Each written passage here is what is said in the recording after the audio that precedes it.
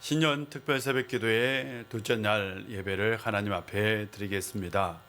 우리 다 같이 사도신경으로 신앙 고백합니다. 나는 전능하신 아버지 하나님, 천지의 창조주를 믿습니다. 나는 그의 유일하신 아들 우리 주 예수 그리스도를 믿습니다. 그는 성령으로 잉태되어 동정녀 마리아에게서 나시고 본디오 빌라도에게 고난을 받아 십자가에 못 박혀 죽으시고 장사된 지 사흘 만에 죽은 자 가운데서 다시 살아나셨으며 하늘에 오르시어 전능하신 아버지 하나님 우편에 앉아 계시다가 거기로부터 살아있는 자와 죽은 자를 심판하러 오십니다. 나는 성령을 믿으며 거룩한 공교회와 성도의 교제와 죄를 용서받는 것과 몸의 부활과 영생을 믿습니다. 아멘. 찬송가 94장입니다. 찬송가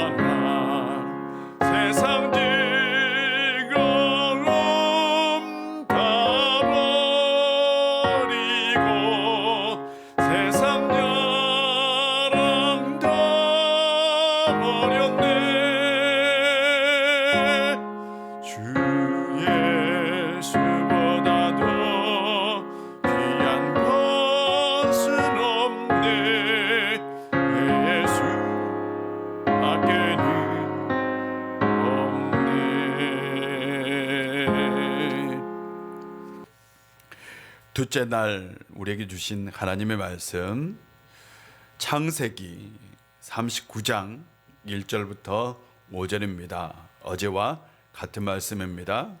창세기 39장 1절부터 5절입니다.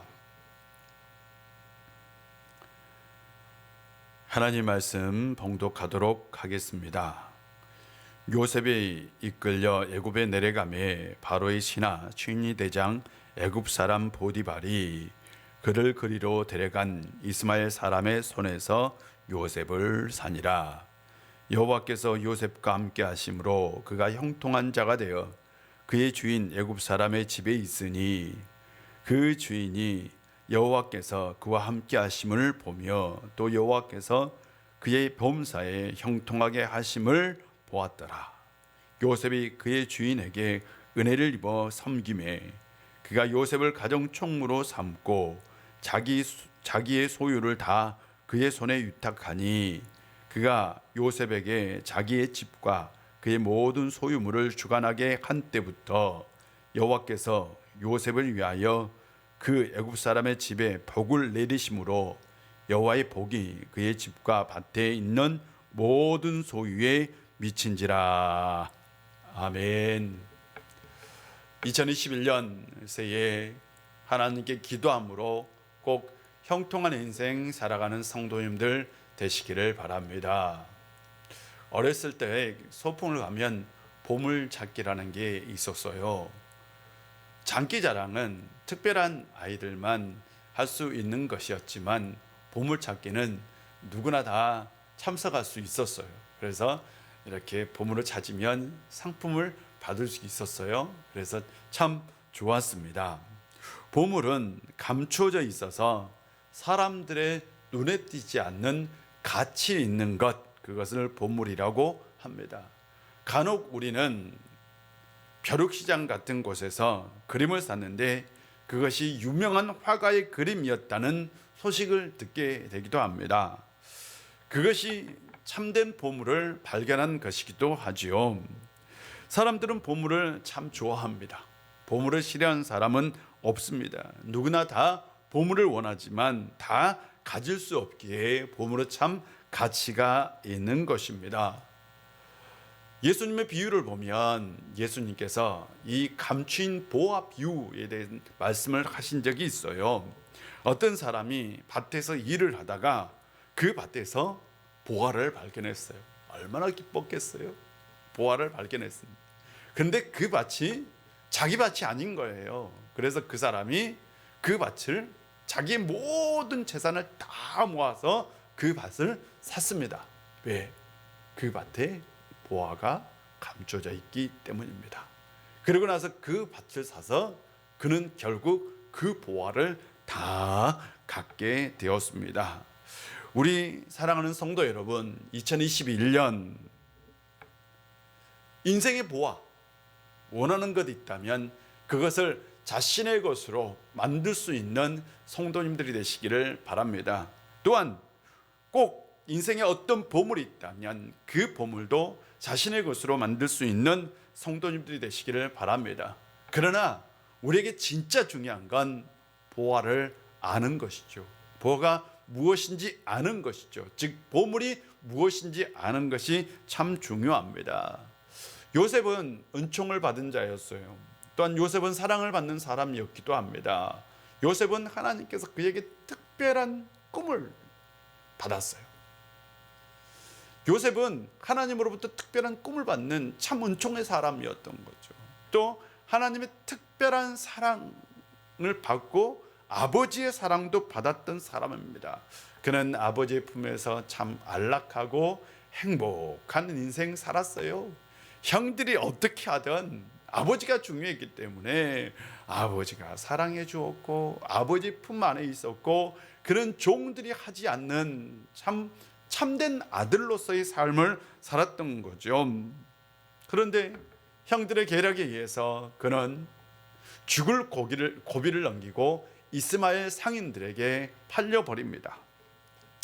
이스마엘 사람들은 요셉을 애굽으로 데리고 갔습니다. 이 요셉이 이집트로 향하는 이 애굽으로 향하는 길은 참 먼 길이었어요. 한 그 당시 걸음으로 한 2주 정도의 여행이었던 것으로 보입니다. 그는 포로가 되어서 아마 이렇게 꽁꽁 묶여서 아마 잡혀갔을 겁니다. 낮에는 그 더운 태양빛 아래서 걸어야 했고, 밤에는 추위 속에서 하늘을 바라보면서 생각에 잠겨야 했을 겁니다. 하나님께서 해, 달, 11개의 별을 자신 앞에 인사하게 했는데, 생각해 보니 그게 무슨 꿈인지 참 아이러니한 거죠. 분명 그건 꿈인데, 하나님이 주신 비전인데, 지금 현실을 생각해 보면 그것이 꼭 다 이루어지지 않을 것 같습니다. 아버지에 대한 그림의 눈물도 나고요. 형들이 왜 그렇게 했는지 참 형들이 원망스럽기도 합니다. 그러나 분명한 건 자신의 앞길이 어떻게 될지 모른다는 거죠. 내 앞이 어떻게 될지 모른다는 그 두려움이 있었던 거죠. 두려움은 인생의 가장 무서운 적이기도 합니다. 상인들은 바로 요셉을 꽁꽁 묶어서 이집트로 데리고 갔어요. 그가 간 곳은 노예시장입니다. 수많은 사람들이 모여 있죠. 그리고 많은 건강한 사람들이 이끌려서 노예시장에 나와 있습니다. 그곳은 사람이 아니라 사람은 물건입니다. 그냥 상품인 거죠. 건강한 사내들이 나오면 비싸게 팔리고 비리비리한 사내들이 나오면 싸게 팔리는 곳입니다. 요셉은 그때 알았어요. 사람이 상품이 될 수 있다는 걸, 사람이 물건처럼 사고 팔 수 있다는 걸 그때야 비로소 알게 된 거죠. 요셉의 차례가 되었습니다. 요셉은 분명히 아마 그냥 몸이 건강한 그런 사람은 아니었던 것 같아요. 그리고 요셉은 어렸을 때부터 고생이라고는 모르고 자란 사람이잖아요. 그래서 아마 꽃미남이었을 가능성은 큽니다. 그렇다면 노예로서는 상품 가치가 없는 거죠. 경매가 시작되었어요. 진행자가 자, 누구 살 사람 없어요? 자, 부르세요 가격을. 아무도 사는 사람이 없는 거죠. 자, 말해주세요. 누가 사겠습니까?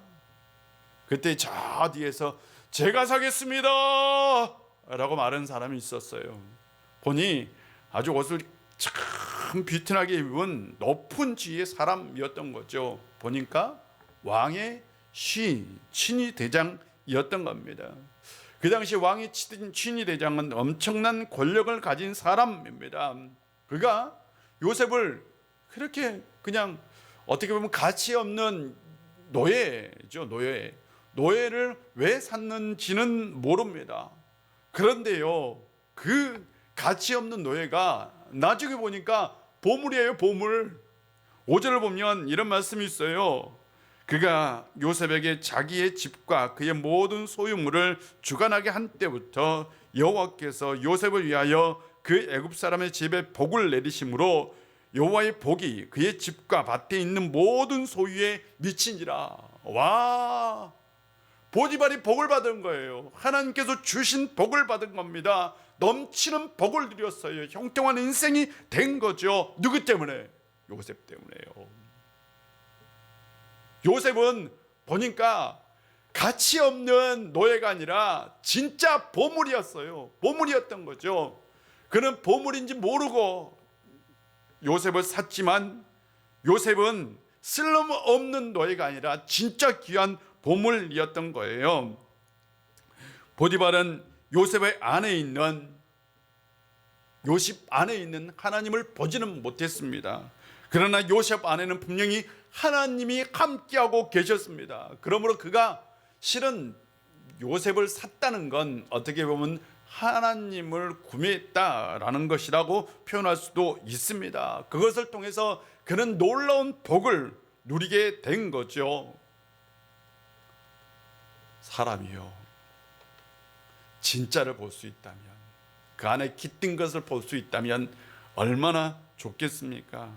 우리가 세상을 살면서 중요한 건 보물을 보는 눈입니다. 세상에서 평가하는 기준과 하나님이 평가하는 기준은 다르잖아요. 하나님이 보는 것과 우리가 보는 건 분명히 다릅니다. 우리가 보기에 좋은 것이 하나님 보기에 좋지 않는 것일 수 있습니다. 우리가 보기에 가치 있는 것이 하나님 보기에 쓸모없는 것일 수 있습니다. 하나님이 생각하는 보물과 우리가 생각하는 보물이 다릅니다. 그러므로 우리는 우리가 생각하는 보물을 찾는 것이 아니라 하나님이 생각하는 보물을 찾아야 하고, 하나님의 시각으로 하나님이 보물이라는 것을 우리가 그것을 받고 누리고 살아야 합니다. 여러분, 보물은 무엇입니까? 여러분에게 있는 보물은 무엇입니까? 우리에게 신앙이 있는데 이 신앙, 믿음이 보물이어야 합니다. 사람들은 믿음을 절대로 보물로 취급하지는 않습니다. 믿음은 세상의 관점에서 보면 어떻게 보면 쓸데없는 것일 수 있어요. 종교인들이 가지는 신념과 같은 것일 수 있습니다. 살아가는데 아무 도움이 되지 않는다고 사회상 사람들은 생각합니다. 만일 살아가는데 크나큰 도움이 된다고 생각하면 모든 사람들이 다 믿음을 가지겠지요. 그러나 믿지 않는 사람들은 믿음이 절대 보물이 아니다라고 생각하는 거죠. 맞잖아요. 그들은 믿음을 보물이 아니라고 생각합니다. 그런데 믿는 사람에게도 믿음이 보물이 아닐 수 있습니다. 여러분, 여러분에게 믿음, 신앙이 보물입니까? 가장 귀하고 가치 있는 것입니까? 세상에서 가장 큰 보배입니까? 믿음을 세상에서 가장 큰 보배로 여기며 살아가는 성도님들 되시기를 바랍니다. 이사야 33장 6절을 보면 여호와를 경외함이 내 보배다라고 이사야는 얘기하고 있습니다. 이스라엘 백성들이 아수르라는 나라와 전쟁을 했어요. 아수르가 침공한 거죠. 아수르 공격에 의해서 나라가 황폐화가 되었어요. 백성들이 먹고 사는 게 힘들었어요. 그러자 이 이스라엘은 애굽과 동맹을 맺고 그러고 나서 아수르를 이기려고 합니다. 근데 웬걸 아수르 군대가 그럴수록 온 나라를 다 짓밟아 버립니다. 하나님의 방법을 찾았던 게 아니죠. 열왕기하 18장을 보면 히스기야 왕 4년에 이 아수르 왕이 쳐들어옵니다. 이 공격을 막기 위해서 공무를 보내요. 많은 공무를 보냅니다. 그런데 웬걸 오히려 아수르 왕은 공무를 바꿔둬요. 군대를 동원해서 예루살렘을 포위해 버립니다.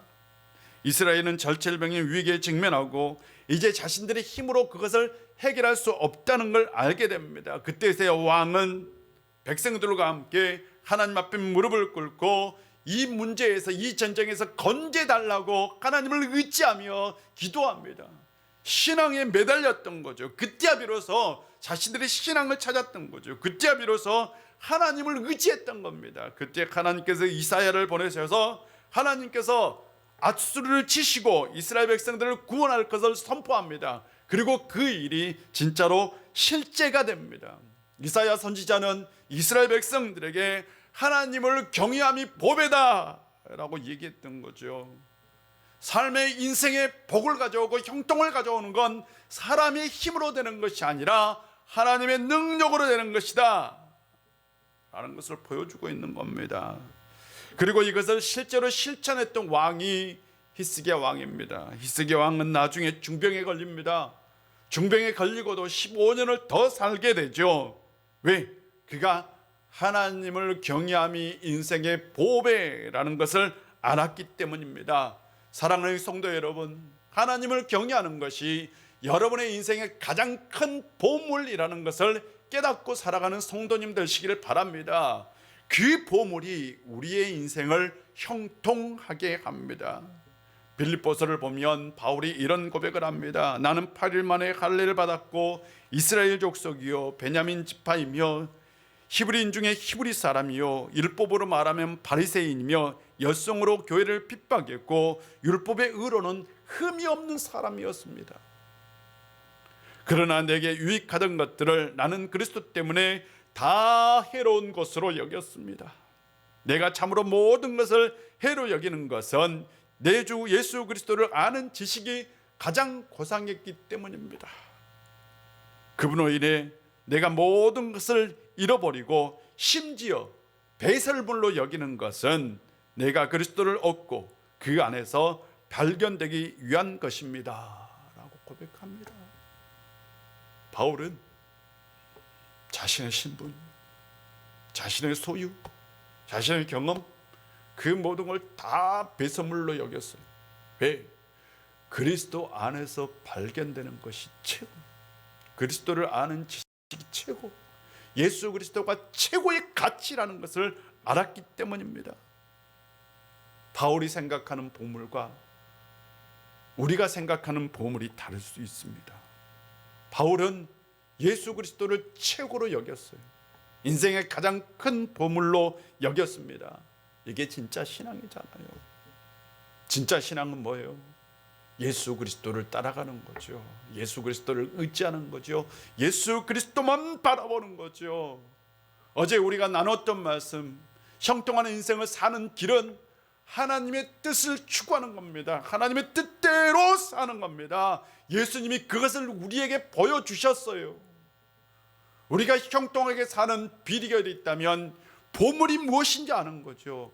우리의 인생의 참된 보물은 예수 그리스도여야 합니다. 예수 그리스도 안에 우리의 인생의 형통이 있는 거죠. 예수 그리스도를 버리고 우리가 어떻게 형통한 인생을 살겠습니까? 예수님을 외면하고 우리가 어떻게 형통한 인생을 살 수 있겠느냐고요. 사랑하는 성도 여러분, 2021년 예수님을 붙들고 사십시오. 바울처럼 인생의 모든 것을 다 배설물로 여긴다 할지라도 인생의 최고의 가치를 예수님으로 여기고 살 때에 그때 여러분이 복되고 형통한 길을 걸어갈 줄로 믿습니다. 사랑하는 성도 여러분, 예수님은 인생의 보물입니다. 다른 보물은 없습니다. 예수님은 우리 안에 우리의 인생을 형통하게 합니다. 다른 곳에는 형통이 없습니다. 예수님 안에서 형통의 길을 걸어갈 수 있는 성도님들이 되시기를 주의 이름으로 축복합니다. 2021년 최고의 보배이신 예수님 안에서 형통한 인생을 사는 성도님들 되시기를 바랍니다. 기도하겠습니다. 아버지 하나님, 오늘도 우리 가운데 함께해 주시고 은혜 주셔서 감사드립니다. 보디발은 노예 시장에서 노예를 샀습니다. 그 노예가 바로 요셉이었습니다. 근데 요셉은 참된 보물이었습니다. 그 안에 하나님이 있었어요.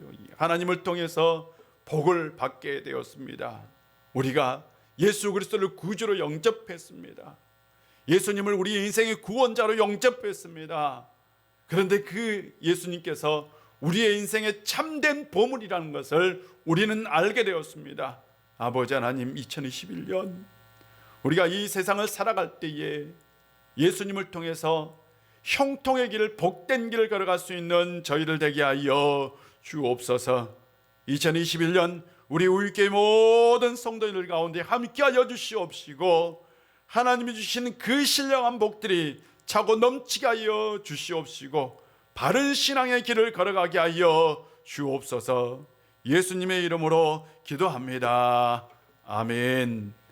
우리 주기도문 합니다. 하늘에 계신 우리 아버지, 아버지의 이름을 거룩하게 하시며 아버지의 나라가 오게 하시며 아버지의 뜻이 하늘에서와 같이 땅에서도 이루어지게 하소서. 오늘 우리에게 일용할 양식을 주시고 우리가 우리에게 잘못한 사람을 용서해 준 것 같이 우리 죄를 용서하여 주시고 우리를 시험에 빠지지 않게 하시고 악에서 구하소서. 나라와 권능과 영광이 영원히 아버지의 것입니다. 아멘. 이 시간 우리 계속 기도하는 시간을 갖겠습니다. 2021년 하나님 안에서 작정한 기도 제목 가지고 기도하겠습니다. 바라고 소망하는 것을 가지고 기도하겠습니다. 아직 기도 제목을 정하지 못했다면 꼭 기도 제목을 정해 보십시오.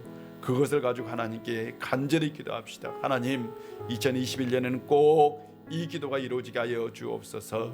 하나님의 뜻대로 사는 인생 되게 하여 주시고 예수 그리스도를 보배로 여기며 살아가는 저희들 되게 하여 주시옵소서. 그 안에서 인생의 참된 행복도 발견하고 복되고 형통한 길을 걷게 하여 주옵소서라고 기도하시고 교회를 위해서, 가정을 위해서, 자녀들을 위해서, 나라와 민족을 위해서 기도하는 시간을 갖겠습니다. 우리 다 같이 기도합니다. 아버지 하나님, 오늘도 우리 가운데 함께 해주시고 은혜 주셔서 감사합니다.